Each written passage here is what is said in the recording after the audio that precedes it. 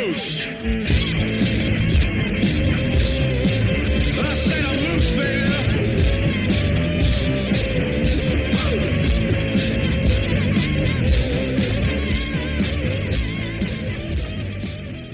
So this time you could hear the song and you still weren't prepared for to say anything to introduce I us. was prepared and then I got distracted.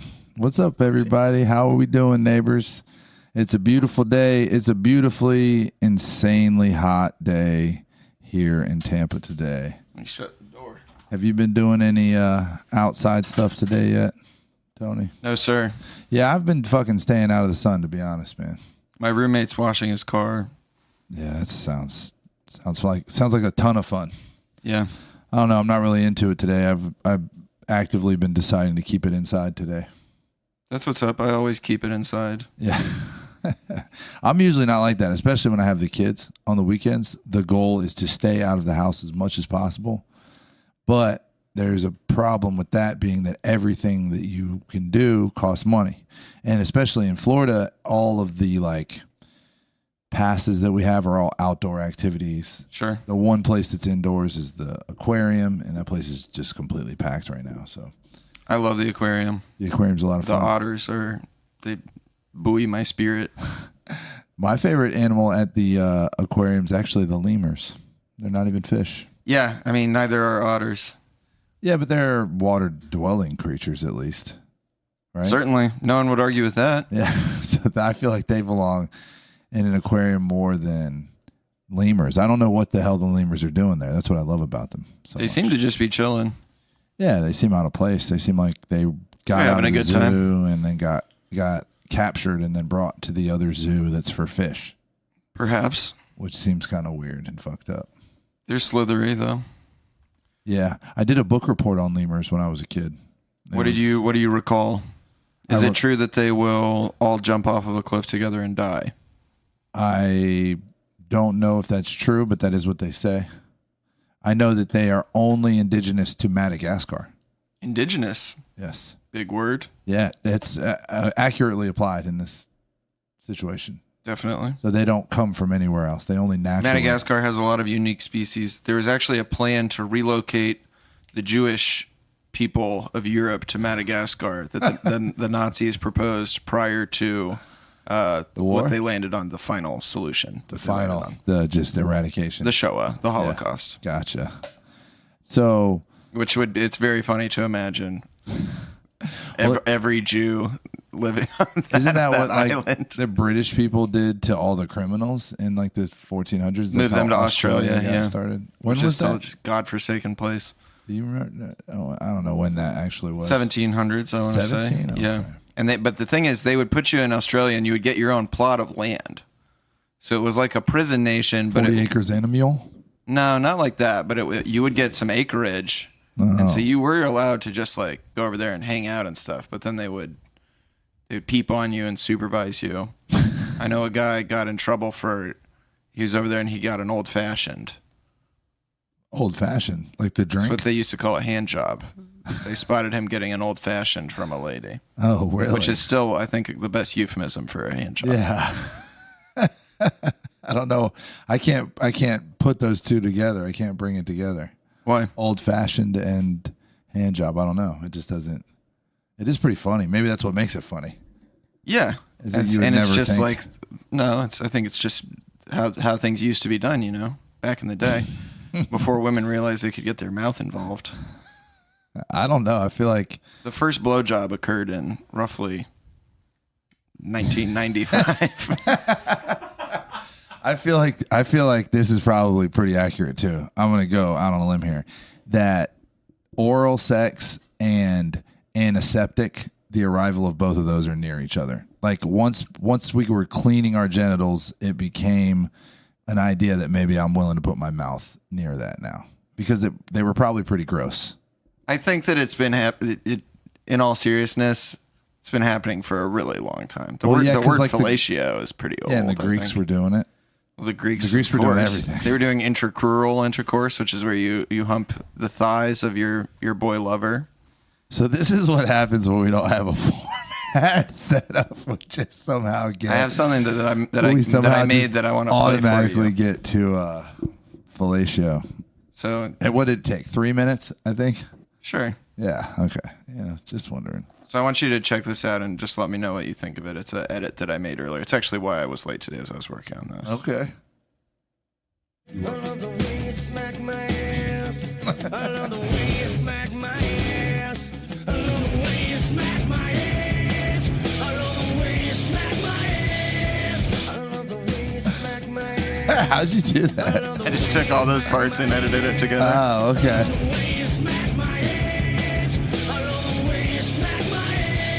It does build quite well. Yeah. That's the best part of the song. Yeah. Are you a big Puddle of Mudd fan? I have a lot to say about Puddle of Mudd. So, their lead singer, my beautiful ex-girlfriend, Rachel, she was co-owner of an art gallery in New Orleans. You talked about this on the Midsummer podcast. Did I talk about the Puddle of Mudd incident? Yeah, how he bought all this art. The lead singer bought all this art and then tried to get her to come with him to the casino, and she put him in a cab, and the cab rolled away with him literally going like that as she stayed behind. And then he didn't give her an address to send any of the art to, so he just put $15K on a credit card, and we just had $15,000 worth of this guy's art. I just looked him up. He was arrested again in March of this year for domestic violence. He's been arrested like 20 times. I thought he got sober or something after that whole about a girl. Do you remember I brought up that there was this viral incident of him covering a Nirvana song and doing a really bad job? And it was horrifying. He's one of the worst people. But it's kind of like in a great way. Right? Don't we love him? He's somebody that I pay attention to because I find him so. He's the pinnacle of butt rock. Yeah, he is like that dude. He's their poster child. You can't find any pictures of him without something covering this part of his head because he's insecure about his hairline. Yeah. He was pepper sprayed in 2022 because he refused to get out of the car during a DUI stop. Okay. In 2002, he got too wasted to perform any of their songs and gave an interview to MTV News where he was like, I was just a little too buzzed to play guitar and sing at the same time, but like everybody wants to make an example out of me. He's like the prototypical narcissistic alcoholic. And if you look at their lyrics, yeah, so that's she fucking hates me. Yeah, their culture of their whole thing kind of promotes it was like what I think butt rock is 80s rock trying to come back after grunge dissipated. Sure, but it sounds like grunge. Yeah. It doesn't have like the riffing and it didn't have the talent. Yeah, exactly. Of hair metal. Yeah, so that's why I didn't like it because the thing that I loved about the 80s rock was it was very theatrical. You know what I mean? The spandex and the hair and the smoke and the fireworks, all that stuff made hair metal cool. Yeah. You know what I mean? Because the stuff they're singing about is trash, it's all bullshit. Babes and coke and all that. Mr. Brownstone. Yeah, I don't know. There's some Guns N' Roses. You don't think it's cool? Yeah, you don't think it's cool to be in a jungle?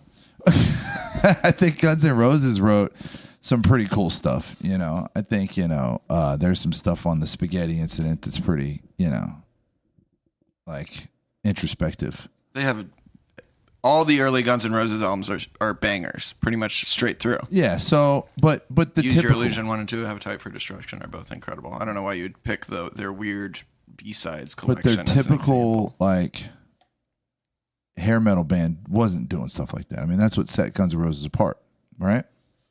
Somewhat, yeah. I also enjoy. So I don't hate butt rock, is what I'll say. I'm kind of like a student and an appreciator of it, and I find it distasteful. But I also am just like, this is interesting, and it connects with a specific type of guy that you run into a lot in 12-step programs. Yeah, who's like, I just can't wait to get my kids back, and I'm just really focused on my this daughter's right now. my whol world. Yeah, and then he disappears, and you see him walking on the highway.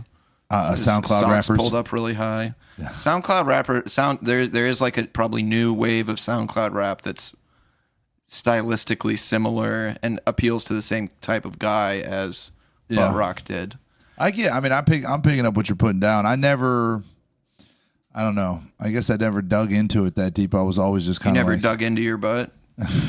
This is well, yeah, I dig into my butt all the time, dude. I'm a gross person, but I don't know. I just hear this music and I'm just like, I don't feel like it never rung any kind of bells for me. You know what I mean? Yeah, it sucks. Yeah, I don't know. And it's like, it's music that you listen to when it's for guys, for one thing, that get cheated on over and over again and keep sticking with the girl. And so then they need to listen to a song that's like about being angry at a woman. And that's that song, I Love the Way You Smack My Ass, which the song's called Control. He just keeps going, I need to feel you. You're not the one. I can't control you. I love the dirty things you do.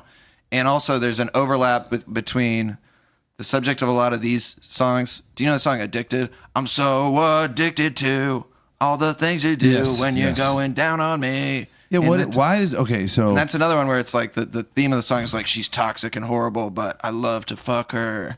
Crazy Bitch by Buck Cherry, obviously archetypal.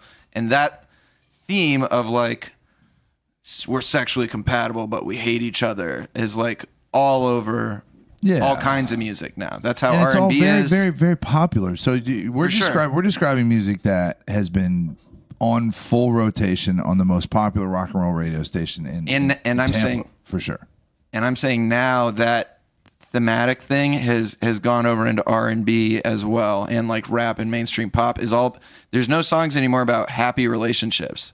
Every song is like, fucking my ex again. We can't stand each other, but the head's so good. And it's like, what happened to like, girl, you look good tonight. I want to take you out and smooch you up.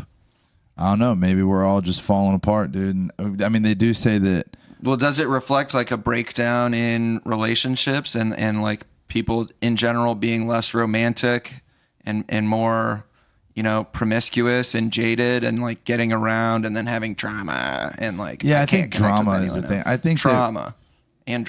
Drama. I mean, I feel like it's more of a drama thing.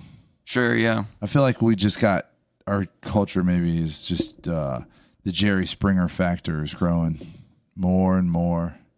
And it's, you know, people are staring at their phones all fucking day long and just getting caught up. I know that like, as a result of creating content more recently in my life, I've been more engaged with social media. Yeah.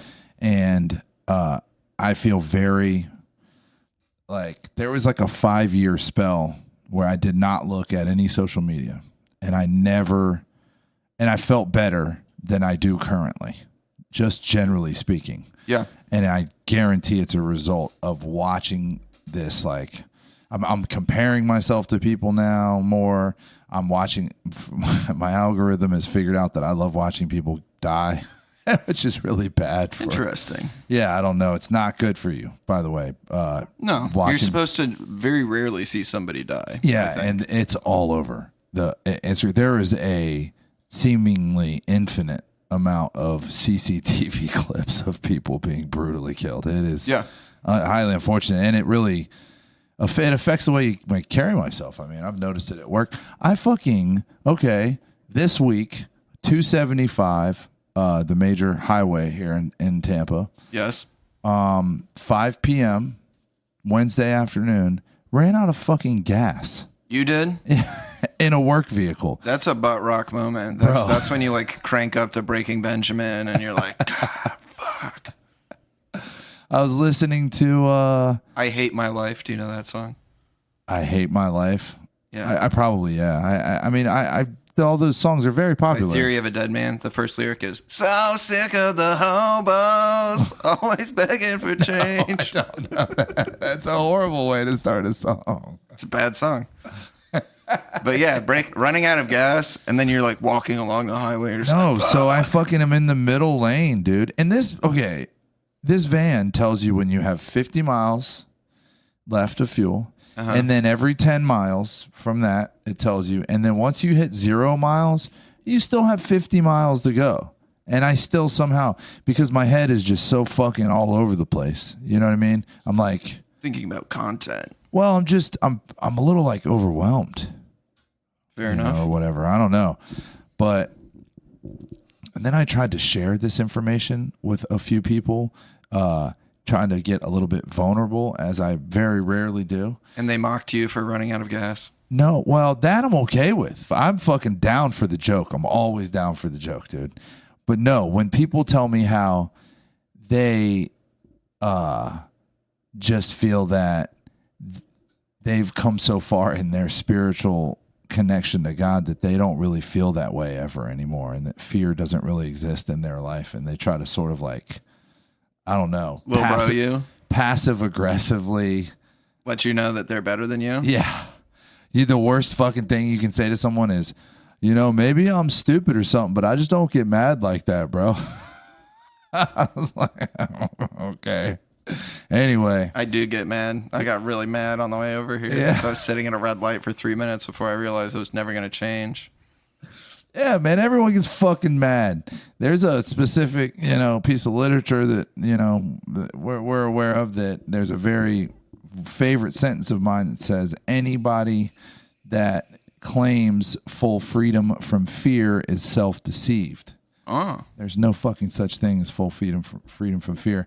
But anyway, you know, so it's just, I don't know, I've noticed a certain thing, and I'm working right now on, you know, because I still want to create content and I still want to, you know, distribute the content, but I have to not be getting caught up in, you know, all the crazy shit that it comes with. Like, you know, I'm trying to share on certain platforms and they're just full of horrible shit. Death, and I mean, and all kinds of other things too, and tricks to make me feel like I'm not doing enough in my professional life, or that I'm not doing enough in my family life, or I should be raising my kids some type of way that somebody else is, or something, or my house isn't fucking clean enough. I already feel like my house isn't clean enough. probably not. Yeah, I don't need some asshole on Instagram reaffirming these insecurities. Well, the thing is, people click on that stuff, and so that's what gets exactly. fed I to fucking you. stare at it. Yeah. Yeah, so I don't know. Stop doing that.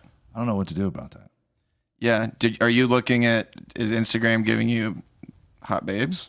Not so much. That's good. Yeah, I know about like the game, like everyone show their explore page or whatever. And so I do that with my, and by the way, this is the Jimmy Spices Instagram page. So it's shared. It's shared.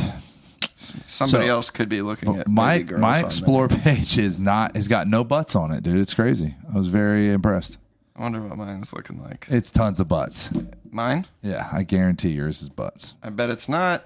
My page almost always has at least one clip of somebody dying Yeah. in a car accident.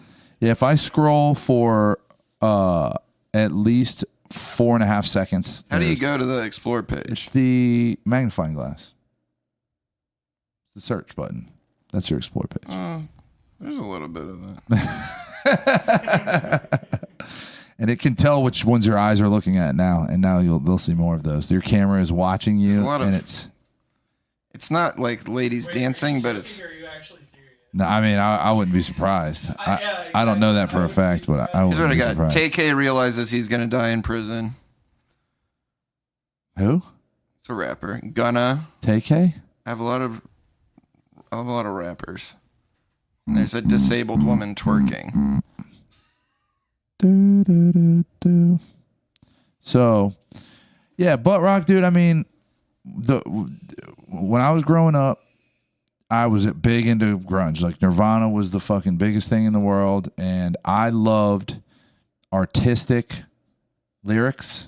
And I got into like, you know, I went backwards, as a lot of people in my generation did, and a lot of people do now. Like young kids are listening to stuff in the 90s. I was listening to stuff from the 60s and the 70s, and I fell in love with Pink Floyd, and I fell in love with this sort of abstract way of singing songs, and like John Lennon's method of, you know, being poignant with his words. So when butt rock came around and Linkin Park came out, I was fucking not about it at all. Like It takes like the sound of Nirvana and then it replaces, because Kurt Cobain, for all his faults, was like pretty poetic, Yeah, it's it was very John rare Lennon. that you could hear one of his songs and know exactly what he was talking about. You So, know, and I love that. I feel like there's more effort. there's and turns more of phrases, art to that. and then Puddle of Mud is just she Yeah. fucking hates me. Well, and then like all of a sudden, all this rock and roll was like, One of my favorite lyrics of them. like we all knew Kurt Cobain was depressed, Yeah. but he'd never said he was depressed, and all Chester Bennington ever said was, "I'm fucking Crawling sad." in my skin. Yeah, and it was just like, well, man, can't you try to like? One of my favorite Puddle of Mud lyrics. Everything's so blurry and everyone's is so so fake, fake. and everyone's empty and everything is so messed up. That is a good one. There's just no poetry to that. Not at It's all. literally dude. just like a kid just writing in his Well, notebook. it's kind of what do you think? I mean, I think maybe it's like it's very corporate also. Yeah. How do you fucking do this, bro? Can we get this on camera? There is a spaghetti of wires over the board. He is adjusting the knobs. No, dude, but this is insane. Talking about spaghetti, dude, making me hungry, man. Dude, I'll tell you what, you and my wife are cut from the same fucking cloth. She could operate inside of that. It's making me uncomfortable being near it, bro. That's how my life is right now. It's tangled up. Everything is so messed up. How often do you get opportunities like that, bro? That was good. I just think that's pops in my head all the time. Do you drive around just like somebody in traffic does something and you're just like, everything is so messed up? I mean, And they also have like Puddle of Mud songs. He's just whining and complaining about stuff, but it's also like he goes from being like I miss you, I'm lost without you, to being like, you shoved it in my face. Like he's mad at her in the chorus, and he's like, I need you back again, which is like, I guess that's kind of real. Well, so one of my this is what I favorite think. songs ever is Birthday Boy by Ween, which Gene Ween wrote on his 20th birthday What record after a is girl that? broke up with him. It's on God, Ween, Satan, The Oneness. Okay, yeah. Their first like major label album. Yeah. And in that song, he's like clearly depressed, but he's also doing this thing where he's like, I'm all right. Yeah, I'm really okay. Just so you know, I'm always there for you. Like he's trying to convince the girl that he's all right. And then at moments, it's very clear. He's like, help me now. I'm going down. And I don't know if I'll be okay. That's like a beautiful song. And that song, I think, is him almost like mocking grunge a little bit. A lot of their music is like taking on. Yeah, like the 12 Attributes of other golden country things. classics. and- Sure. Yeah, they did that. Baby whole- Bitch is like a Elliott Smith style Yeah, song, yeah. kind of. Yeah. There was another guy that did a record of that, Liam Lynch. Liam Lynch is great. And the punk song that he did, like the whole country got, like he did a couple of late night shows, and he'll be like in punk set lists for that United song. States of whatever. Yeah, people think it's like, he's a punk guy, but if you listen to that record, he does like a Depeche Mode song. I'm so sad, or I forget what he says in the end. It's really funny, but he does a bunch of different genres on that record. There's like 12 songs, 12 genres, but he nailed the punk version so well that like people bought it. It's pretty Yeah. funny. I mean, he was on Syphil and Ollie, which I don't know if you ever watched So that. Whatever. Oh yeah. The TV show that was on MTV in 1998 with these two sock puppets. That was what Liam Lynch got popping for. Butt rock was like, I mean, I worked on construction sites for years, dude. And, that it was always basically 101 FM or 98 rock or whatever. Yeah. And it was just that shit all the time. And then occasionally like, some Injustice for All or like the one or two Nirvana songs. But like, And Metallica, I wouldn't call butt rock, but there's one element of their music that is very butt yeah. rock, which is him going, yeah. yeah. Well, Metallica became butt rock with Load, I think, and which was like 98. But like Master of Puppets is a rock, class. That's a metal. legendary fucking rock and roll album. There's Sure. no other way. Thrash metal. It's good. So, but for some reason, my point I'm trying to get at is that whole, like, very corporate sounding rock and roll. And I feel like maybe, what's the Puddle of Mudd guy's name? You know a lot about this guy. Wes Scantlin. Okay, Wes Scantlin is like scribbling trash on his little composition book, you know. Everything's so messed up, man. And he gives it to a songwriter who I think puts he wrote in a their melody. songs. Do you think he wrote the melody? Yeah, man. I feel like they're very overproduced. The production and the melody And that's two different things, though. Well, you don't think that in the production studio, like that they came. They're telling him what melody to sing. Yeah, I think that not like how like Sabrina think he's- Carpenter. You know, I feel like there's like a huge pop element to this. Like, Yeah, but with stuff like that, I mean, I think the guy's like he's a dummy, but he's melodically gifted, which I went on and on about The Weeknd on my other podcast recently, I heard. and The Weeknd is also like somebody who has no self-awareness and writes these really like corny lyrics, but is melodically very talented. yeah, that's a good point. I don't know. I could check if there are other writers credited on that, but I don't think There's there another are. band, and you know, it is a good, I think prudent to bring in Creed into this conversation. Of course.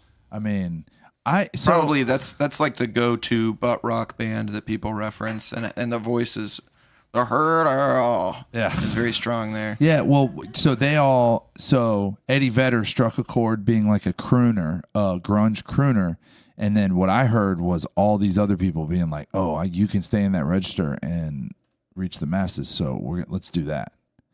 You know what I mean? Yeah. But so I was watching a not very recent, but semi-recent, like Good Morning America or something that Creed was on, and they were doing My Sacrifice, and he's probably 50, and very obviously has colored his hair and has had some skin treatments and is in a leather short sleeve button-up shirt and pants, and he's got more jewelry than anybody, He's especially a Johnny Depp type guy. Yeah, and I'm just all I could think to myself is two things, like, what the fuck does this guy smell like? It's probably very potent, whatever it is. And also, like, who is letting him just operate like this? Walk, like, bro, it's fucking 10 in the morning. You know what I mean? And you're just like leathered. He probably makes so much noise when he walks. Squeaking. Squeaking and jingling. He had a ring on every single finger. And I just like, I couldn't help but like imagine what like bumping into this dude in the coffee shop would be like. You know? You know what I realized regarding smells? What? So I got my car clean, stopped smoking in my car. Nice. I get air freshener things for my car. I get Old Spice Fiji scent. Yeah. It's just a smell. I was like, oh, I like that. I'll get that. Then I look at my deodorant, Old Spice Fiji. Interesting. I look at my little pomade myself I put in my hair, Old Spice Fiji. My body wash, Old Spice Fiji. Oh, no. I have a signature scent, and I didn't even realize it. It's pretty sick. I mean, I'm so locked in and optimized right now. I've never been this locked in. Think about a girl getting in my car and being like, your car smells like you. I'm like, psh, I know. Don't even worry about it, baby. Old Spice damn Fiji. straight, you ought to smell my shower. Yeah. That's what you should say. My little friend Christian is very into scents and stuff like this. Yeah. And he was like trying to make me buy some Dolce & Gabbana shit. And I was like, Old Spice Fiji, I'm sticking with that. Really? Yeah. The older I've gotten, the more I've steered away from any Old Spice. Why? I am becoming more of a subtle tone person. So, like, I used to wear Burberry cologne for years. That was the only cologne I would wear. And then I would wear, like, I'd have, like, wash that would have smells.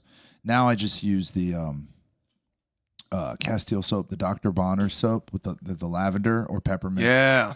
The peppermint, you put that on the downstairs, feels good. Pretty awesome, yeah. That actually goes away after a while, and I don't feel that.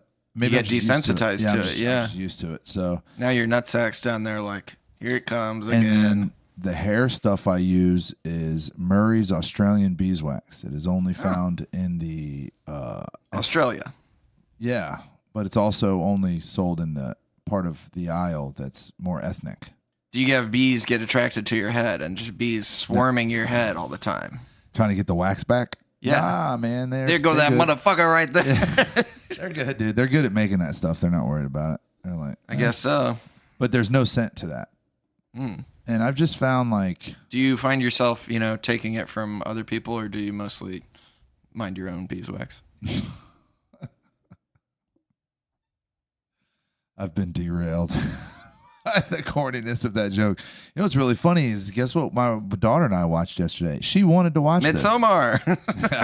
Yeah. The Bee Movie. Oh, that's a good movie. Oh, fucking incredible, dude.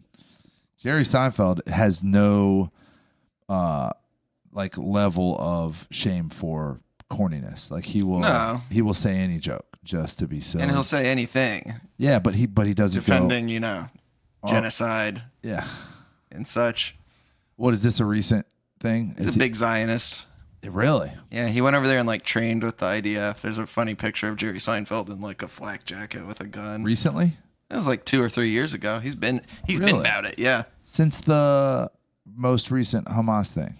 Since then, he's been even more outspoken about it, yeah. I feel the tide shifting on that big time in the general culture. And for the first year, maybe people were kind of justifying it, and now it's been been going on for a minute. Yeah, I mean, there was a lot of people in the beginning that were not cool with it. I am sick of people on. Here's another thing that social media, friends of mine getting on fucking Facebook and giving their political opinions all Karen-y. And what makes it Karen-y?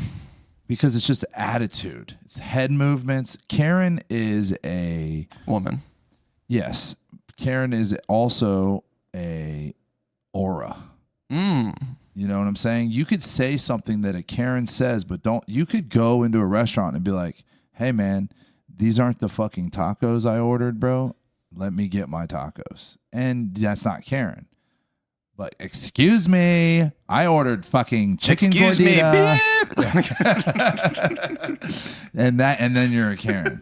And so, but if I got online and I was like, hey man, I just want to put out there, I have, an opinion about what's going on and I want to share it with my friends. And not being snarky. And not being like, if you think, and then starting with, I just want to say facts here, and then not saying a single fucking fact for 5 minutes and just telling people that what's going on. Opinions, yeah. And saying that if you like that and you think that's okay, then you should just remove yourself from my life, okay? That's a Karen shit.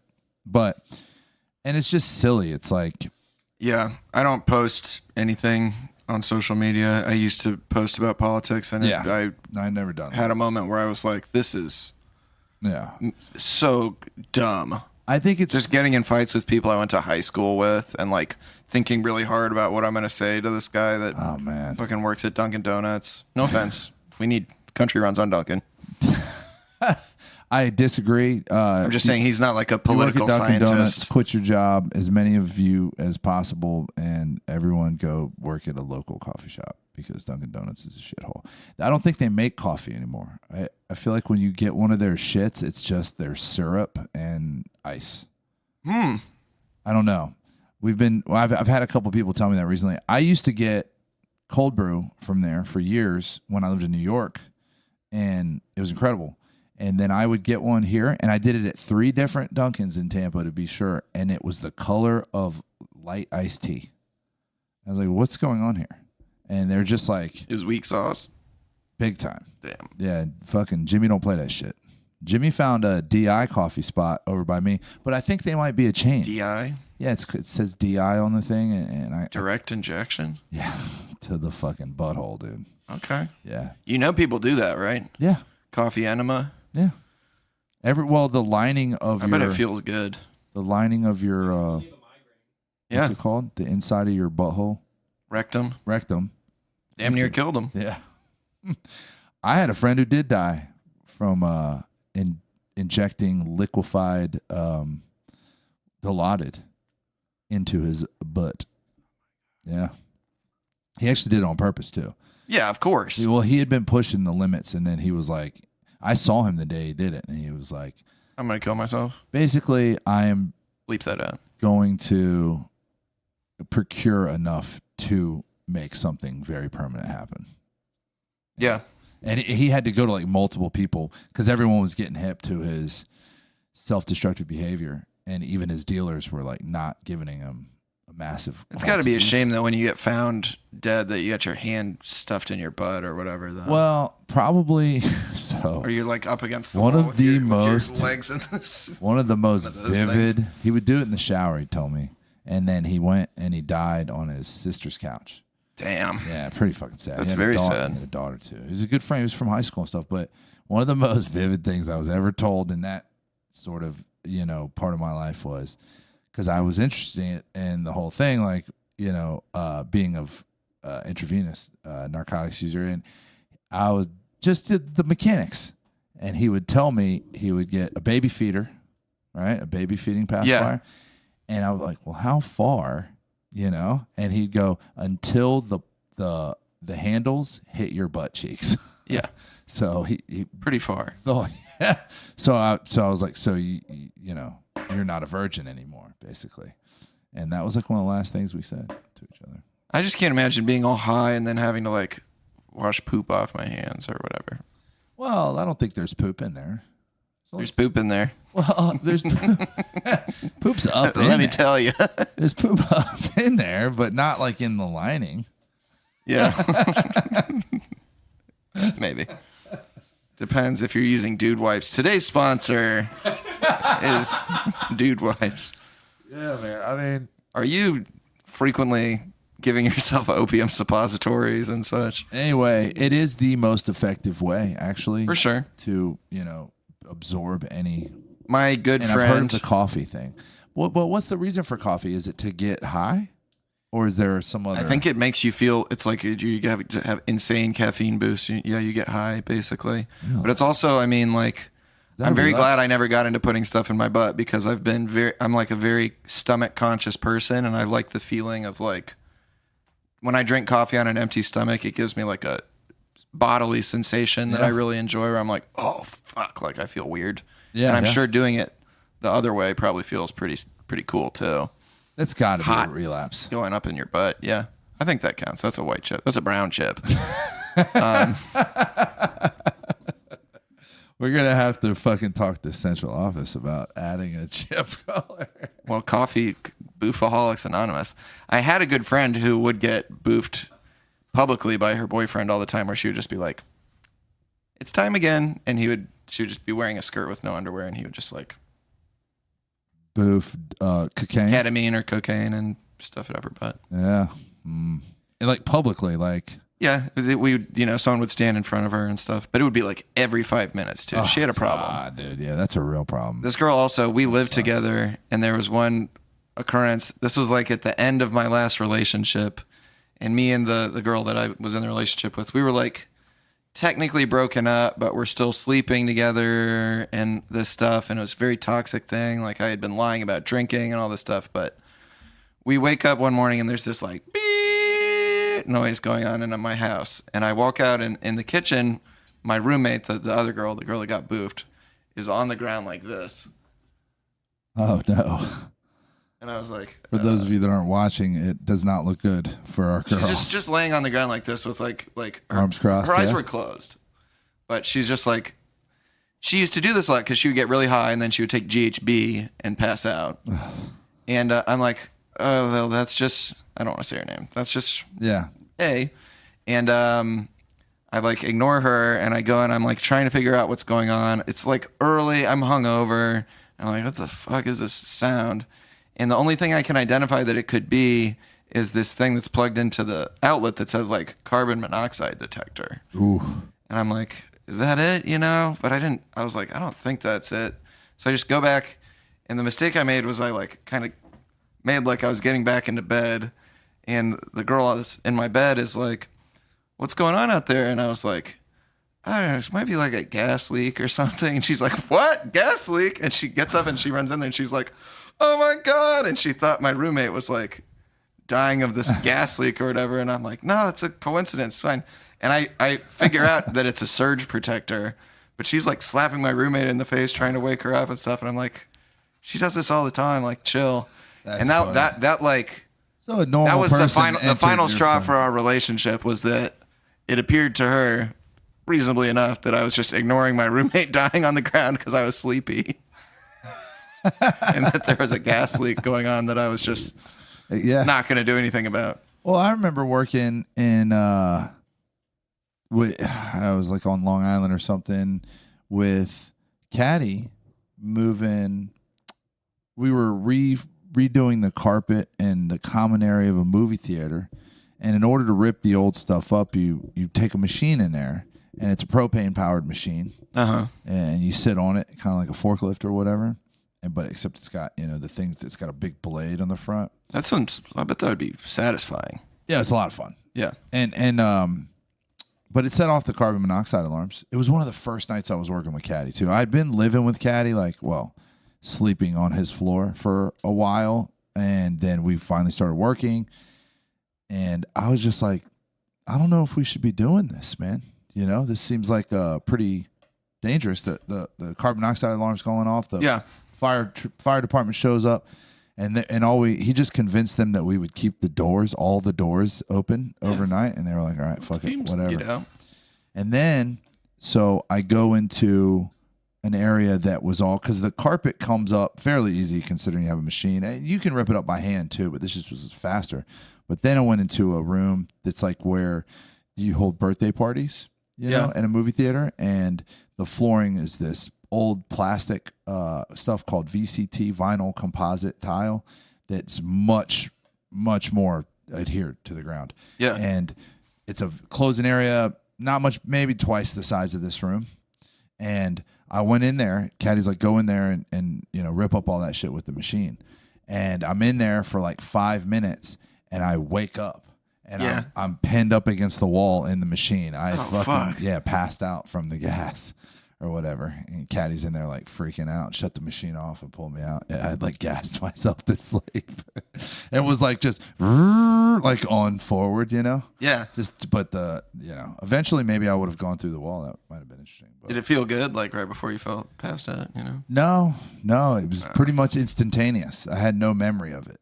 I've always wondered when people do the thing where they run a hose into their car. Yeah. Does it feel good before it? Like, are you like right before you die? You're like, hey man, this is pretty sweet, Maybe because gas smells really good. Me and my mom, another thing that we bonded over is that we would both smell the gas at gas stations. We wouldn't put it in a bag or anything, but we'd both be like, it smells good. It does. I like that smell. I like the smell of the smell of propane is actually not the smell of propane. It's it's an additive, so that you can tell that there's a leak. Oh, okay. Otherwise, it's just smellless. Yeah, scentless. Whenever I turn on a gas fueled tankless water heater, I have to bleed the line, and so basically I open the valve and on full pressure until I smell it, and then I cap it. So I know that fuel, because otherwise it won't ignite the igniter. It'll just be like air, and blah, blah, you have to let all the. And you smell that stuff, and I like it. I think it smells great too. But understood. Yeah. But my mom has also lately she's been donating plasma. Really? Even though she is not, not for money, not hurting for money. Really? For why then? Just to be nice? She is like a financial hoarder type person where it's any opportunity to get free stuff, she goes after it. And she's been complaining. She's like, well, they won't let me donate plasma this week because my blood pressure is too messed up. And I'm like, stop doing that. She's trying to do clinical trials for medicines and stuff too. Are her and your dad still together? No, she's with my stepdad, who's a very reasonable man and sometimes will like veto stuff. She wanted to go get on this pill that's supposed to be like a pill version of the COVID vaccine. And he was like, no. But she's just. Is there a pill? I guess they're working on one. They're not going to be trying it out on my dear mother, though. Hell no. Why was it to save money? She's gonna get paid for it. Yeah, you get paid like $600 a week to let them experiment on you. Yeah, she would do light shoplifting. A friend of me. Fuck yeah, like dude. Dent-A-Can so that we could get the can for cheaper. Oh, nice. Is that a real thing anymore? Can you get groceries cheaper because they're dented? Yeah, and you can go if you go to the back of the grocery store, they'll have a shelf that has a bunch of stuff with damaged packaging that's on discount. Some places. Out of my Winn-Dixie. local Publix. Oh yeah, that's a Winn-Dixie move. Yeah, for sure. Are you hitting the Winn-Dixie over on Not regularly, but MLK, dude? when I was teaching, I would buy 30 rack of beer every day at Winn-Dixie, and I patronized them so much that I got like a free toaster and a free pancake griddle. Pancake griddle. Yeah. I'm with that, dude. Because it was a thing where it wasn't based on how much money you spent. It was like how many checkouts you had. It's like, oh, I go to the Winn-Dixie every single day. Hell yeah. They're like, rewards program. You're the GOAT, dude. Was the beer not in a separate? What state are we talking about? This is in Louisiana. Yeah, so it was in the same. Yeah. Because here in Tampa they're indifferent. That's so stupid. Yeah. Well, just in the Winn-Dixie though. Or wait, no, the beer's in the regular one. It's the liquor that's next door. Yeah. My neighbor here used to work at that liquor store for years. The lady across the street. Went down the. Where are you shopping then? At the Publix? I go to the Publix on Nebraska. It's a great place. Shopping is a pleasure. I mean, it's all right. It's one of You the gotta time largest it. publicly owned companies in the United States. Your prices are a little Employee ridiculous. owned, you know? If you only shop BOGO, you can actually still get whatever you want. I don't. No, I can't. You can literally just do BOGO. No. They don't do BOGO packs of chicken thighs. I eat the same thing every single day. Actually do BOGO. No, they don't. Dude, so... Am I just supposed to starve for a week if they don't have it on chicken there? breast. No, I don't. Yesterday. I eat chicken thighs. Nyang, nyang, nyang, nyang. Leg quarters were like $1.99 a pound. Leg quarters are cheap, but the disassembly required with them is not. I'm not amenable to that. What? It takes too much work to prise it apart and get the meat out and shit. Thighs are just so convenient. No, you chop them raw. So No. you have a drumstick and a thigh, No. marinade, and then you eat the drumstick like this, like a microphone. And then you have the thighs. Why do you think they're so much cheaper? It's because there's the labor involved. Sucks. I mean, no, it doesn't suck. It sucks if you're lazy. Well, maybe I'm lazy. What else you got over there? You got any other notes on butt rock you wanted to bring up today? That was kind of it for butt rock. I had some other ideas. Let's talk. Let's go. What are we at? Where are we at? Hour? No. 45 minutes. Why does this say 01 12 02? Why am I reading that? That's like how long that thing's been on. Oh shit. Yeah, I mean, I've been like I guess I was talking about it earlier, but I'm trying to figure out. So my job, I knew as a young man, I was a plumber for years, and then I didn't do it for a long fucking time. I was like a waiter and then all this other weird shit and I didn't realize you were a plumber before this. Yeah. And then I was Aspiring actor. Aspiring you revealed to actor. me yesterday. Yeah, that was pre-plumber. That was like my first deal. Actually, my first job was Publix. But anyway, We're working as a pleasure. yeah. And then Blockbuster Video, obviously worked at Blockbuster Video. My favorite job to date. Did you get free movies? Oh yeah, I got free movies. I got to talk about movies. I had people putting letters in the return box with their videos to my management about how what a great employee I was. Yeah, that was like Quentin Tarantino's job too. And then I got in trouble for stealing from them. What'd you steal? A lot of Giant movies. cardboard cutout of John Candy. No, I was stealing movies and game consoles, and we were selling them and shit. Yeah. And I was just kind of stealing movies for myself, and because there was like stuff like I remember I had a copy of Eraserhead on VHS that they pretty didn't sick. they didn't even know they had until they found out that I stole it. Nobody's renting it. Because what I was doing was I was stealing these things. They were easy to get off the property, but we did inventory every month. But I cut out all the barcodes and I labeled them what they were, and then I laminated them the way that your Blockbuster card used to be laminated. I just stole a bunch of those things that they laminated the cards with. It's just a peel and stick thing. Yeah. And so I had like a deck of things that I would go to the night. We'd do an overnight inventory, and you walk around with a scanner and just scan everything in the store. And I'd pull the shit out of my pocket and I'd scan it and I'd make the store thing. How'd they catch you? Somebody snitched on me. Oh my God. Yeah, somebody saw me doing it, and it was like the fourth or fifth time I was doing it. And yeah, they came and they were like, what the fuck are all these? And I was like 17 years old. I just folded. I was like, oh, I'm stealing a bunch of shit. The manager drove me to my home and to my friend's house and made me give him back all this shit. It was like half of what I'd stolen. You know, most of it had been sold for weed money or whatever. But Damn, he hit the Be Kind rewind on you. Run me my shit back. But so, you know, and then I got home. I traveled for work for years doing that flooring thing. And it's just work was never that big of a deal to me. It was just a way to sort of support my, you know, life or drinking, really.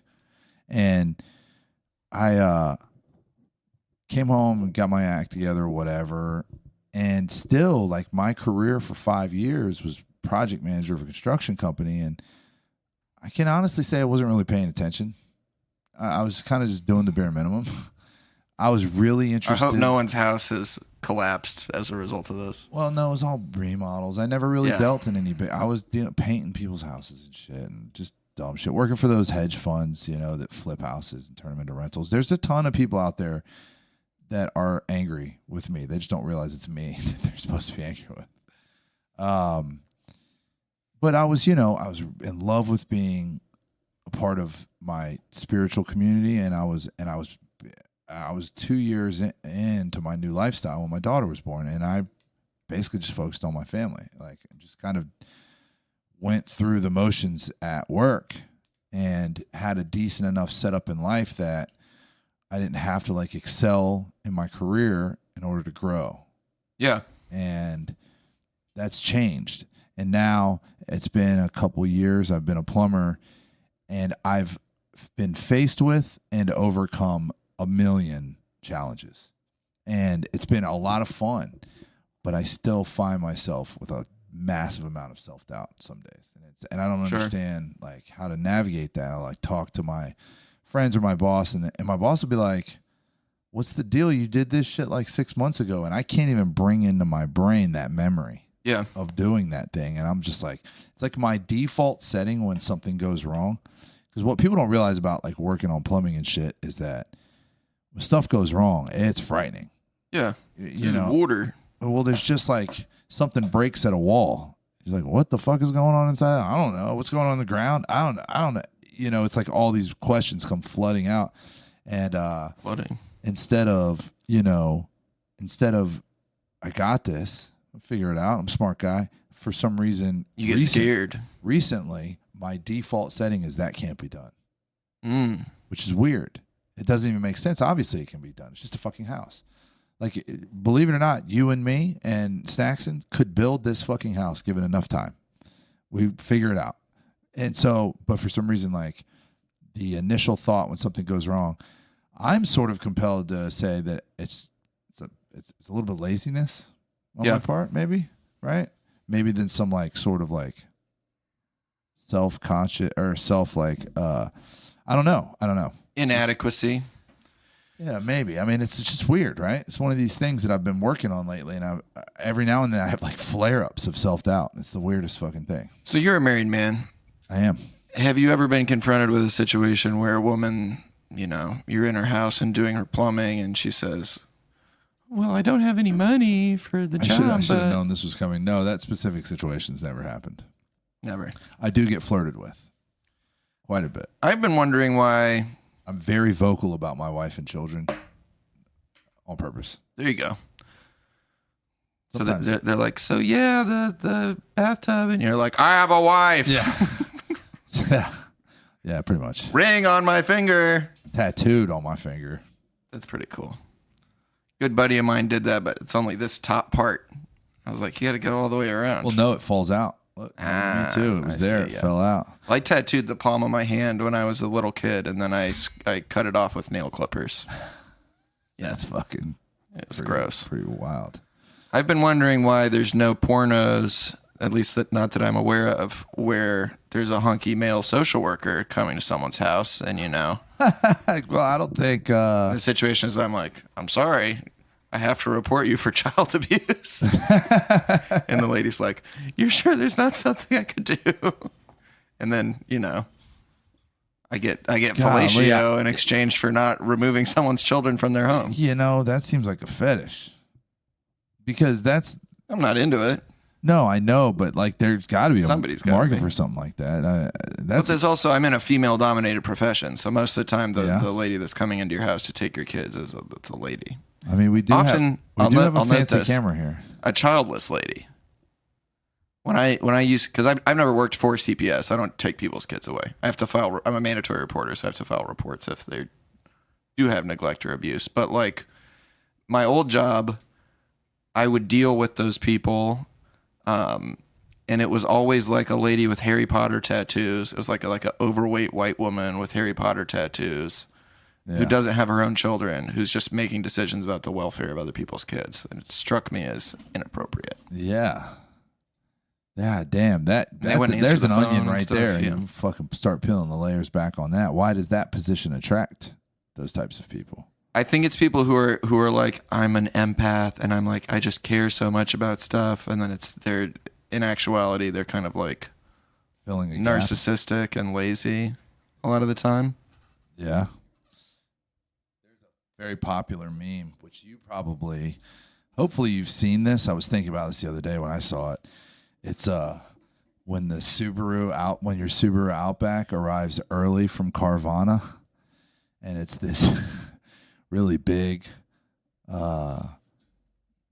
crew-cutted lady with Harry Potter tattoos, all excited dancing around. Yeah, excited about some football game.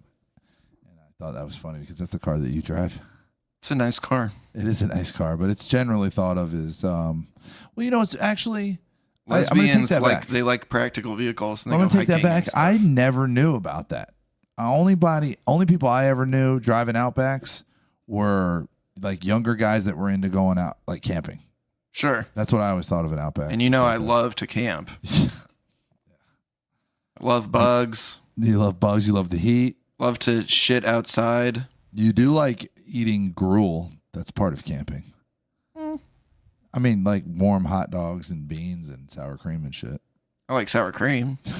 I don't know. Warm hot dog. Hot dog over the fire is a treat. It is. S'more is a treat. I've got some pretty fun camping recipes. The kids are almost old enough. My like main mental associations with camping are I went to Boy Scout camp when I was 12, and I was scared that a daddy long legs was going to crawl into my butt, so I didn't shit for 2 weeks, and felt really bad because of that. Because I was also eating hot dogs and chili and stuff all the time, and I was just too scared. To poop. And I didn't shower because I hadn't hit puberty, and the other kids were going to make fun of me for having tiny penis and no pubes. So I smelled really bad. Tiny penis is tiny before and after puberty. No, it grows when you hit puberty. For most people. Really? Yeah. What you were? I was always large. At the same schlong as when you were a little baby. Always been large. Okay. Yeah, as long as I can remember, I was always very happy about the size of my dog as a young man. Well, I did not want to be. I was pre-puberty. Afraid of all the other long kids were talking about jacking off all the daddy time. Long legs. There's, the way they move is frightening. It seems like they can and they're get small, into and places, they could worm their way into my little child's butt. So I didn't shit or bathe for 2 weeks, basically. It was bad. Yeah. It seems like you might have done some real damage. 2 weeks without pooping seems like it could have some. I was so scared, effects. and I wanted to go home really bad. And my parents, to their credit, were like, "No, you're staying in South Dakota, you fucking asshole." And I didn't have any friends. Also, this was like the compulsive liar part of my childhood. So, the other kids all hated me because I would just make stuff up, and they'd be like, "That's not true." Know, I actually had a girlfriend in another state, dude. Yeah, when I was a kid. Yeah. How are you communicating? On the phone. My mom had a phone in the kitchen, and because I spent my summers in San Francisco. Yeah. And I had a girlfriend there, dude. Swear to Jesus. Was she cool? Yeah, she was hot. I actually found a photo album. Do you think she remained faithful to you? Did she hold you down while you were Hell away? nah. She was from the 415, dude. They's all hoes. Is that Vallejo? No, San Francisco. Okay. So that's where, I lost my virginity living in San Francisco, and within like 6 months of losing my virginity had double-digit partners.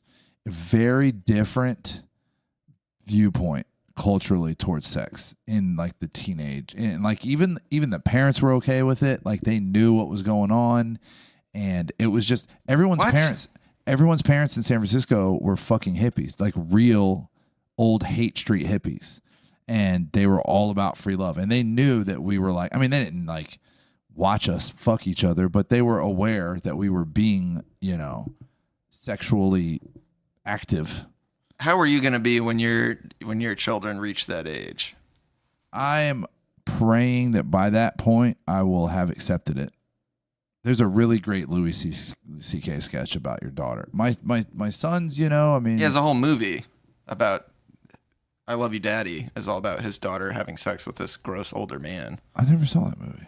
It came out around the time that he was being canceled, so it kind of got buried. It's a great movie. Yeah, I bet. All his shit's great. I've never seen anything of his I didn't fucking love. Except, there's that Louis, the first show. Not Louis, but what was it? Lucky Louie. Lucky Louie. Are you going to be one of the dads where you're like cleaning your gun on the porch when the guy comes for... Dude, that's cool.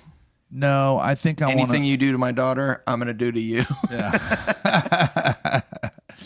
I think it's gonna go without saying, right? Because everyone that my daughter at a young age wants to meet is gonna meet me. Sure. And I'm not gonna have that conversation because they're gonna look at me and they're gonna fucking know. And they're gonna be on male birth control. Yeah. They'll be on the pill.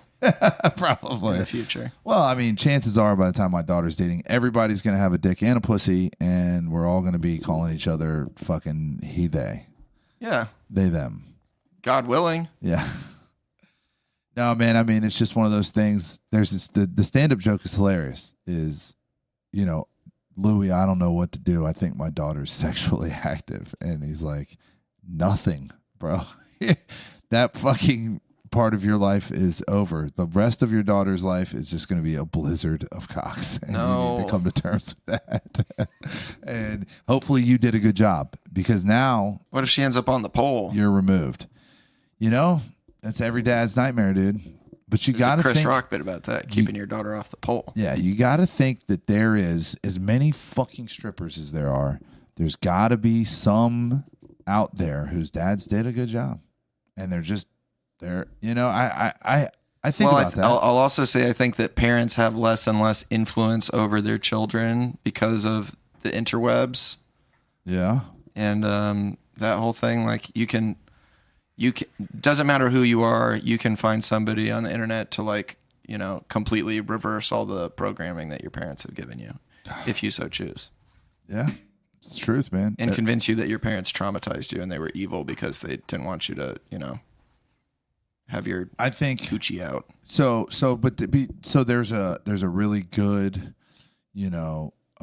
blanket thing that I've heard that I think you could use as defense against any sort of thing like that, is that if I focus on making sure that my children's self-esteem is strong, then they'll more than likely make good decisions. Yeah. So they won't seek out on the internet to be. But where does self-esteem come from? Affirmation, of like when you do good things, and also understanding when you do things that aren't good, that doesn't make you a bad person. It just means that you made a bad decision, shit like that. And just like, I fucking wish I knew, bro. Cause sometimes I feel like I'm on the wavelength and I'm riding it really well and I'm handling things very well. And sometimes I feel like I'm failing fucking miserably at managing my emotions. I say that because self-esteem was this big thing in the 90s. And they continue to do, like character education and stuff in school. Yeah. And there's been research because the idea was like, if you raise kids' self-esteem, they do better in school. And it's they've got it backwards. If you do well in school, then you have good self-esteem because you've done something esteemable. You can't just character educate kids into being smarter than they are. Yeah. Or more skilled than they are. No, and you can't, a work ethic, I think, is important to instill as a parent. So there's things like chores, Chores are great. There's all these different ways to raise your kid's self-esteem, I think, and I think, keeping sort of putting them in uncomfortable situations to where they have to create their own entertainment. That's why there's no TV in our living room. You know what I'm saying? We have a TV in our house because I'm, not a fucking psycho, but it's not the centerpiece of my home. My children color with each other. They play with each other. They, imagine things together, and they create little scenarios, and they, and I think that creates a sort of sense of, well, first of all, camaraderie amongst them. Like, what I want more than anything is for the three of them to band together against me. There you go. Like, I think that is a great role for a dad to be like, I'm there to protect you or whatever, but I'm not your fucking homie. Yeah. You know what I mean? I know a lot of people that I saw something and there's just so much noise about this these days, but every now and then I hear something I do really like, and it's just like, your job isn't to make your kid fucking happy. Your job is to make your kid, productive and intelligent and, self-worthy, Resourceful, and these things will make them happy adults. Sure. But I can already see characteristics in Riley's psychology of self-doubt. She'll say things like, I am never good at this. I can't do this. And give up on things. And, certain things that kind of make you a little sad to see or whatever. And it's just like, I don't know. But then she persevere and overcome. She does. There you go. Yeah. The movie that I went to see last night, 28 years later. Oh, God, yeah. Speaking of putting your kids in uncomfortable situations, the premise is this dad has a 12-year-old, and they do a coming-of-age ritual where they have to go onto the mainland of Scotland and shoot and kill the infected rage virus zombies with a bow and arrow. Just one? I mean, the kid kills 5 of them. Is it like a walkabout? I guess, type of thing. Or there's no guidelines? I don't know. No. They go over there and they kill. Kill zombies. Some of the zombies get really fat and bloated and just kind of crawl along the ground looking for people to eat. How was it? Sucked. It was a really bad movie. No and shit. I love those directors, so I was disappointed in it. But damn, the Down syndrome guy let you down. Yeah, recommended it to Peter, not myself. But isn't that? I mean, you guys all went on the strength of that recommendation, or what? Yeah, I would have gone to see it. I go to see everything Alex Garland makes. He wrote it. Danny Boyle directed it. Oh, Danny who Boyle did that. Train Spotting and a lot of other movies. Danny Boyle's fucking gotta be old by now. Yeah, well, it kind of shows. This He thing did Train is Spotting just a piece 2, of crap. by the way, as well, which was not.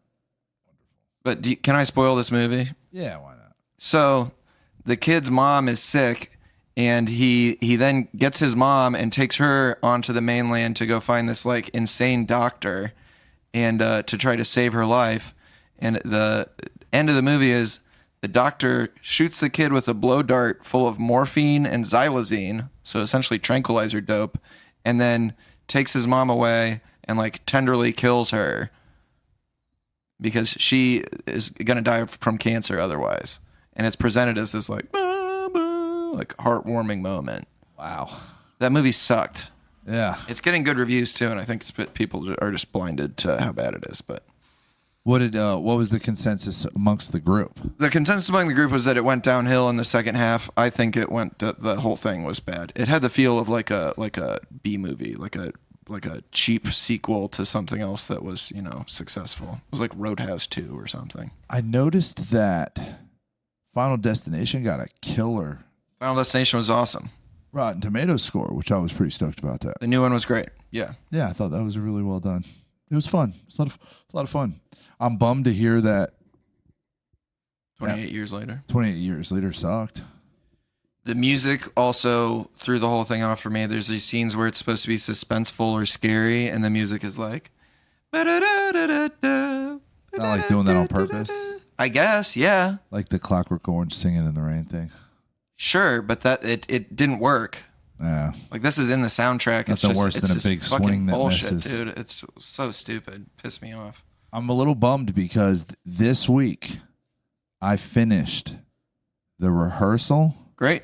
and Tires. Nice. I haven't watched Tires yet. I don't know what to do with myself now. You should watch Nathan For You. Yeah, we'll probably do Nathan For You, and Nathan For You is funnier than The Rehearsal. The Rehearsal is more serious in a lot of ways. our guest that was coming out today from 2 weeks ago started me on the Zack Snyder DC stuff. So, but I only have like 20 minutes left to Justice League. So, You're watching the Snyder version though. oh yeah, It's good. I never watched the other one. Is it? Are they even the Joss same? Whedon one. Are they the same movie? There's a lot. Some of the stuff is the same, but there's a lot of changes in the Gotta Snyder be. Well, version. Zack Snyder's just 4 hours fucking long. Yeah. It's an intense movie. Yeah, he's a very serious guy, and Joss casting Whedon is a very silly, goofy guy. I don't like the casting. I don't like the cyborg. That poor cyborg guy didn't do anything. They were just like, all right, no one liked you, so you're gone. He's very bad. Yeah. He's very bad. I still struggle with Ben Affleck Batman. It doesn't really make sense. No, I don't vibe with it at all. He's not brooding enough. He's not a brooding person. He is a brooding person in real life, but he doesn't know how to play that. Yeah, right. I mean, is that fucking weird? He's been on and off of the booze for years. He's a man. very sad guy. Yeah. But he does not come across. He comes across like You ever see pictures of him like a smoking? frat boy. He'll just be like paparazzis will just take pictures Yeah, of him. yeah. He's just like, Oh, and I've seen like So interviews with sad. him. I've seen interviews with him and been like, man, this guy's super relatable. This guy's like a really upset dude, man. You know? Yeah. And like I fuck with Ben Affleck. Big time. serial adulterer. Yeah, I've always loved Ben Affleck. And but I've just him as Batman, and I'm watching it. No bueno. And his all the way down to his physique. Like I fucking love Gal Gadot. She's like perfect for the Amazon thing. Can't stand her. I think Momoa is probably the perfect He's Aquaman great. choice. Meathead Aquaman. Horrible actor, but it plays. He's fine at what he does. That no one. I don't think anyone's ever asked him to play like a crazy dramatic role. What's his nuts playing the Flash is also perfect. And I love that He's he had fine. that famous breakdown and Hey, by the way, non-binary. okay. And but Ben Affleck's physical form, he's too big. I Like don't think Batman's supposed to be big. no, Batman is supposed to be Christian Bale was the perfect example. Lean, bro. Christian Bale was jacked as fuck in those He was movies. not like fucking 280, bro. Yeah. Like you can't be wide. You have to be Thank you. Bruce Lee or something. Not that small. What's like a perfect physical example? I like Tyler Durden, you know, like limber, acrobatic, not a fucking linebacker. I don't like it. I don't know if this is enough. I don't fucking like it. Gotta get that stick, yeah. He's trying to fucking ruin our board with his diet colas. I'm not trying to, but if it happens, it happens. We Oh, so you don't like Gal Gadot? No. I grazed over that, but I was definitely planning on circling back. Poor She Kay, also, dude. thankfully, has not been asked to play more serious roles, but she sucks, and she's just the same in everything that she's ever cast in. She can't not do. I mean, as an actress, you're supposed to not sound the same all the time, and she always has the fucking Israeli accent. Yeah, well, Jack Nicholson never, you know, Jack Nicholson switches his voice up blah. sometimes. He did a fucking piss poor Boston accent in The Departed. That's the only time I can recall. I think it was great. I mean, I'm not saying his performance wasn't great. 30 years after the Irish couldn't get a job, That's the line. That's the line. we had the presidency. May he rest in peace. That movie's fire. Yeah, that is a great film, but I'm just saying that Jack Nicholson is always Jack Nicholson. I had another thing I wanted to talk about. Okay. Women of Africa. All right. I'm gonna make you love me. Can you dig it? And yeah. I want to feel on Djibouti. Are you going to give me a chance? Not just one. I want Somalia. If you don't want to stay, you can go. There you go. That's right. I'm not going to hold you. I'm sick of the TikTok American ladies. I want a strong African You woman. just want to start. Okay, what brought this about? Just been thinking about it. You see videos of them balancing stuff on their heads. That's great, dude. Think about walking into a You hotel work with a your lot chick. of African ladies, Not from Africa. African American, Very different. Yeah. African American ladies. Think about walking into a hotel with your chick and she's like texting and her suitcase is just perfectly balanced on her head. People would be like, "Who is that?" Yeah, I'm not fucking disagreeing with you, bro. I think something to be said for But this also happens to me since I was recently crushing on a white woman, like who has a man or a woman. I didn't Do clarify. we know the gender. man? Did we locate him? Should we fucking hurt him or? No, good for them. Okay. But not. So I I'm just letting you know I'm willing to, bub. I'll like overcorrect and be like, I'm done with white women forever type Yeah. of thing. Well, where are we gonna find an African woman? Not Africa, Yeah. one of the many countries there. Yeah, I mean that's kind of far away though. People say I have jungle fever. I think that's a really politically incorrect term for HIV. I think, okay, you could start off with having dinner at the Queen of Sheba. Oh man, I'll tell you, the waitress at, finding an African lady at your age group that isn't already taken is gonna be tough. Maybe. I think so. But anyway, so the lady that owns Meet Mita, where we go, which is like 17 minutes from I here. would love to date a restaurant owner. Well, no, her name's Athena. She's old, but it's got to be in her family. Probably niece or something is the waitress there. Very attractive lady. All right. Yeah, it's pretty cool. Bring me in. She's What kind of food is it? Do they have that spongy bread? Mm-hmm. I hate that shit. What? The bread is sour. It's fucking sourdough teff powder injera. It's supposed to be sour, dude. Nasty. It's fermented. No, thank you. I It's don't want to so good eat for your fermented guts, bread. dude. It's so good for your guts, dude. My guts are fine. I had a shot of apple cider vinegar every morning. Bro, what the fuck is Vinegar, wrong with you? excuse me. Ethiopian food is so very dear and near and dear to my heart. You did not even get close to finishing wiping that soda up, by the way. This is water now because he wetted the thing down. Well, that also needs to be wiped up, don't you think? Do we need more? But man, bro, you don't like injera? We've had this conversation. That's crazy. That's crazy, dude. Well, yeah, you're definitely not going to get an African lady then. You got to learn how to eat some I'll fucking pretend. crazy food. Yum, yum, yum. I love when the bread, it tastes like fucking Sour Patch Kids. Delicious. It's the texture of a fucking It's pancake. nasty. dude. It is kind of pancakey. It's a fucking pancake made with this fermented teft powder Yes. dough. Yes, I'm aware. Delicious. I don't like it. It's very hard to cook too, actually. You have I to- eat the same thing every day and I'm very happy. chicken thighs and Broccoli. broccoli. Yeah. And a single muffin. A single muffin. I You cut do it in the down from morning? 2 to 1 muffin. No, I have a muffin at night. Muffin at night. Yeah, I don't eat during the day. As I've stated on here before, I think it does make sense to have a big meal and then still have stuff to do. You should be eating in celebration of a successful hunt. Yeah. Well, but I mean, okay, I get that, but the times have changed. So I also don't believe it's a great idea to have a bunch of calories right before you go to sleep. Why? Huh? Why? Because you're not using them. Yeah, I am. First of all, it's horrible. Use them for throughout your- my next day.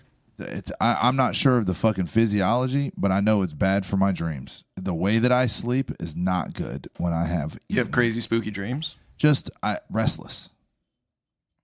Crazy spooky dreams I think are a result of a number of things, but a ton of calories right before bed. I think there is a fucking mirror. I'm not a goddamn doctor, but I'm pretty sure it's not good for you. I'm also not like other people because I did take a test on my phone and that revealed that I'm an indigo starseed. Yeah, that's a bunch of horseshit. Well, You can't use those two words in the same sentence together and expect anyone to take you indigo seriously. starseed? Yeah.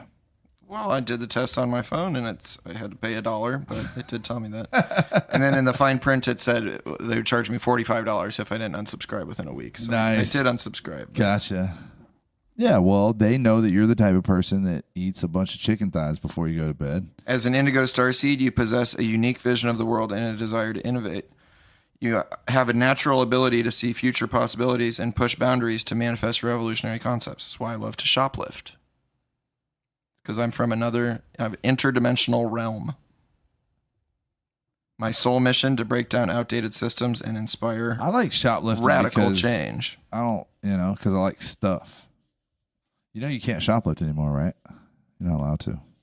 Yeah, I know. Bullshit. You had a problem with that. I did. I had a momentary, or I don't know if it'd be called momentary, but I had a lapse. It says I should have birth. My eyes are one of my most striking features. They're brown, Oh, dude, my dive got canceled yesterday. often described as intense and piercing. So Oh yeah. you're speaking with an indigo starseed. And you like to eat a bunch of chicken thighs? I got onto this because they gave me an ad on Instagram that said, "If you've never broken a bone, you could be one of us." I said, I've never broken a bone. Dang, you could also be an indigo starseed. You could be a Pleiadian. Basically, we're aliens that have been born into human bodies, but our souls are eternal and interdimensional. Don't you feel like that, bro? I feel like I've lived many lives. Yeah. Mm-hmm. I feel like I've lived many lives in this life. Yeah. So I don't need to be an indigo starseed, dude. I'm just a fucking Florida man. Nice. Yeah. I'm special. Did I tell you my dive got canceled yesterday, dude? No. Motherfucking shit, dude. What happened? We were so excited. So I guess the water got a bunch of algae in it, and my guide, my captain, went diving last week and got algae in his ears. Got Oh, fuck. Fucking serious infection, yeah. Not worth it. And he was feeling very ill. So, but he's better now. So we're doing it next Saturday. Prayers up. I did see a Just product gotta keep that hood on, man. That's Yeah. all. I saw a product that I thought you might be interested in. It's an underwater jetpack, $35,000. 35,000? Yeah. Fuck. I'm all over that, dude. You think that'd be cool? Yeah, hell yeah. Let me get that credit card Jetpack in number. with the spear gun. I called my sponsor the other day, and he's like, I'm shopping in that clothing shop we went into. This fucking ridiculous clothing store, Italian clothing store in the West Village, where there was like a button up that was 12 cracks, dude. It's crazy. And he's like, yeah, I'm in that clothing shop. And I'm like, oh, shit, yeah. He goes, can I use your credit card? I don't know, it was pretty funny, but it was also kind of demeaning because it was very obvious that Because he's so rich. Yeah. And he's just like poking at me like, I'm going to fucking spend like your annual mortgage on shirt and pants today. Something that I have thought about a lot recently is like, why do I want to have a bunch of money? And I think there's good reasons for it, which is I would like to be able to provide for a family and stuff like that. Yeah. But so many of the other things that I would want, I don't even assign any intrinsic value to them. Like having a super nice car would not mean anything to me other than that it would be impressive to other people and make them feel bad that they don't have it and make them think I'm rich and impress girls, etc. Yeah. But for me, functionally, my Subaru Outback works great. Fuck yeah, dude. I, want and am working very hard to achieve. It's financial freedom. That's what I think a lot of people who, are seeking money may not realize. Man, there's a lot of people that want to buy fucking Cybertrucks and Gucci fucking shoes and shit, but Shots fired. most people want, oh yeah, huh? Damn, that was a Freudian slip right there. Anyway, I think for me anyway, I shouldn't speak for anybody else. For me, the money is because I don't want in my old life, when I become an elder, I don't want to be a slave. When you become more elderly, yeah. Shots fired. Got some salt and pepper in that beard. Yeah. I don't want to be like fucking being told what I can and cannot do with my time because I don't have the money. I don't, when the kids are a little bit older, like not much older, a little bit, a year maybe, we're going to Europe, for vacation. That's what we're doing, and that shit costs money. So it's like, I want it for freedom to be able to do the things that I want to do. Not so much to like have a big fancy house. Cause I tell you what, I know a lot of people that live in big fancy houses and them shits are a pain in the motherfucking ass, dude. Yeah. I don't know that this is like people are so blown away by this, but I don't know that I ever want to own a home necessarily. I mean, I think that I don't want to talk about it. the idea of owning a house. People have tried to convince me that this is, and I'm like, look, Oh no! I think what's the first two syllables in homeowner? I think the Not me, idea bro. of owning a home is a bit of a trick. Homo nerd, Yeah. more like. Stupid. You're so fucking proud of that one, dude. I saw the way your eyebrows went up. Yeah, well, more like it. I get it. I know people that are very wealthy that don't own shit, and that's how they like it. Rich people lease their cars. Yeah. It's the super rich people that I know like lease their car because then they just get a new car every 2 years. We specifically own our house because one of my personal financial goals is to collect homes. Because when I was asking, my friend who invests in what I should invest in, he said, invest in what you know. And I know houses. Mm-hmm. So I want to collect houses so that when I die, my children can have a bunch of houses. Not a big pile of cash, but a bunch of houses.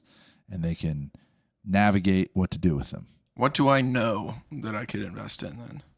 What do you know that you could invest in? Something to do with the like either equipment associated with sound and engineering and stuff like that, or companies that are involved in that. You understand that world, the innovation of that world at all? No. So I don't know anything really.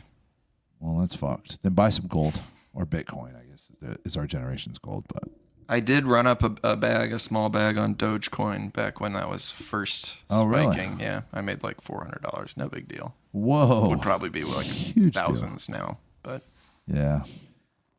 a weekend. I All the don't know gold- how to hold all the- on to it. All the gold bugs are getting into the Bitcoin now. I'm not really in, I don't know. I should probably do more in that world, but I like houses Yeah, a lot. Yeah. And I like people. And so when you have houses, I like people. I'd invest in some people.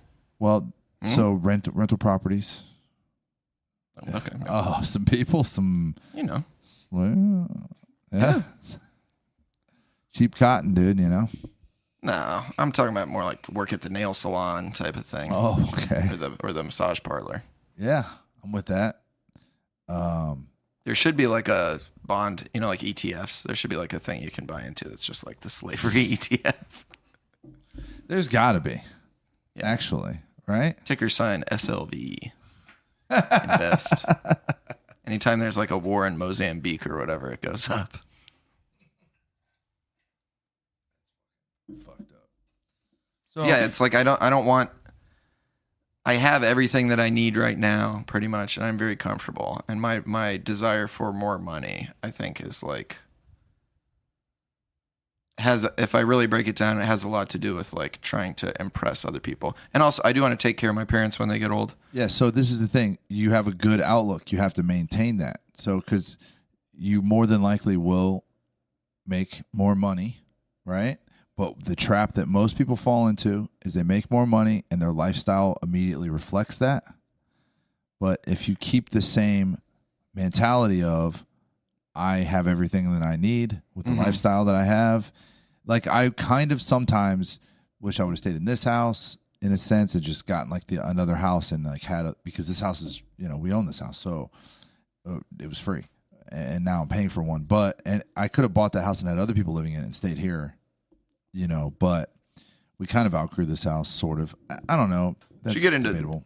sober living. Buy some of those, man. Yeah, I've thought about that. You don't have to deal with like the eviction stuff. You can just be like, you didn't wash your dishes. You're fucking kicked out. Yeah. Literally. Yeah, I know.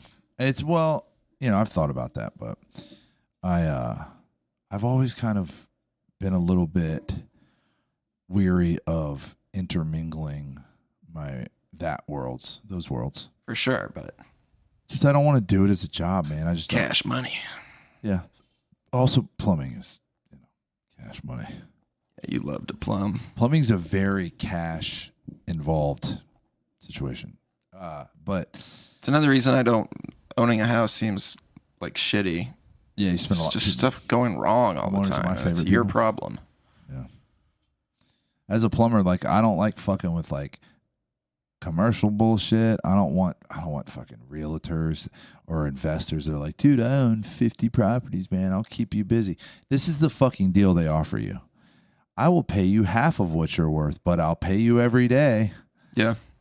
It's like I'll lead you into this trap and then keep you stuck here forever. It's the dumbest shit ever. I love homeowners. Homeowners pay cash, day of, premium pricing. But there's this question. People are like, oh, where do you live? It's like, right here. In your face. I live in the world. Earth. Bitch. Welcome to Earth, bitch. Yeah. So annoying. Yeah. Where do you work? I work everywhere. My life is work. Yeah. I live in the bathroom. I don't think I work in the bathroom. yeah, work hard. I was thinking Depends about on how how you're at doing my it. old job, I used to get there in the morning and wave hi to everybody and then walk into like the private bathroom with my backpack and do a bunch of cocaine and drink like 3 24-ounce Trulies. And I'd Damn. just be in the bathroom for like half an hour every morning. And they were just like, I don't know. I guess he's got Stomach digestive issues. issues or whatever. What job was this? This was at the Juvenile Public Defender's Office in New Orleans. Yeah. Awesome. No, it was bad. It was very sad. And my life is a lot better now. So Yeah, but I say keep up that attitude, man, because that is the most popular trap that people fall into. Is you start making more money, your lifestyle immediately reflects it, and then it's funny that pendulum fucking swings. And because it actually kind of happened to us for a little bit. I went from being whatever $18 an hour, no debt, decent life, happy guy, and then basically doubled that. Like right away. And 3 years later, swimming in debt, yeah. and now I'm debt free. Sweet. And, I make considerably more than that. But we do have a nice house. I mean, you see my house, but it's not crazy. It's not like ostentatious or anything like that. No. So 3 cars. 2. Well, I have a company vehicle. Yeah, that counts. Yeah. I live in that fucking thing. What happened after you ran out of gas? You never finished that story. You start crying. Holy shit. Yeah, I did. So died in the middle of the highway. And we'll wrap it up after this. Sure. Great story. We're at 90 minutes. And it's fucking rush hour, dude. And cars are just zooming around me because I'm in the middle lane. Yeah. And then, immediately the cab of the vehicle shoots up to about 111 degrees. AC stops working. It gets fucking miserable. And, I've been watching all these videos on the internet. And guess what most of these deaths are? They're fucking highway deaths, dude. They're people getting fucking murked on the interstate. Yeah. And in the outside or inside, I always forget how you say it, but the fast lane, an 18-wheeler stops, dude, and fucking lights me up and honks. And he's like, fucking go. So I hop out of the work van. It's a 18-foot, 9-foot tall, 2,500 Ford Transit van, big van. And I hop out and I throw it in neutral and I start pushing it. And I was on enough of a hill that I gained a little bit of momentum. And this fucking dickhead that was behind me used that as an opportunity to fire around me. Yeah. And almost took me out of the game, dude. Jesus Christ. And I jumped in the van and on momentum got over into the shoulder and, made a phone call. I had a buddy and it was in another BDP van. Went to my house and got my gas tank. I have for my lawnmower and shit and my whatever, all my stuff in my house. I have a full gas can at my house. Praise God. Yeah, one of those guys. And it was only like 10 minutes away. Nice. From where I was. So he comes and he gets on the interstate going in the opposite direction and gets over in that shoulder and he gives me the tank and fills his gas. But he lives northbound, so he had to go south on 275 through downtown and get back on. It was literally like the worst fucking place you could be. So it literally took more time out of his day than mine. Good friend, though. Really cool fucking guy. I was going to give him, I was going to break him off, dude, but all I had on me was a 50. Break him off. Yeah, I was going to break him off like a 20 or something. Oh, yeah. All I had was like a 50, bro. I was like, oh, I don't know if it's that good of a You friend. Venmo him. Well, I tried, and he doesn't have it. And then I said something. He said, don't worry about it. I'll buy you a cigar or something. There you go. But yeah, so it was funny though. There was a good Samaritan. Of course, the fucking freewheeling, trucker dude is all about it. Sees the plumber truck and tries to help out, and then the dipshit in the BMW almost takes me out, dude. He saw that, like, it was so obvious what was happening. Yeah. And he still tried to shoot the gap. And I was just, man. You know what they say about BMWs. All kinds of horrible shit. What's the difference between a porcupine and a BMW? What's that? On a porcupine, the pricks are on the outside. Oh, zing. There you go. All right, man. This is pretty fucking Just the boys. therapeutic. Just the boys talking shit. Next week, who do we got? You tell me. Trevor? Trevor, yeah. Yeah. That's going to be good. Trevor, and he's doing the fucking deer hunter, dude. He's a wild man. I hope he'll get into his life story because it's insane. And if this episode bored you to tears, be sure and let us know at the Jimmy Spice Show at gmail.com. Right in. Yeah, right in, dude. Have some fun with us, man. We want to talk. Make about your the voice shit heard. You want to talk about. And, because we run out of shit to talk about, believe it or not. But anyone can come on the show. Yeah, hit us up, dude. Fucking A. And, thanks for listening to our bullshit. Adios. Peace.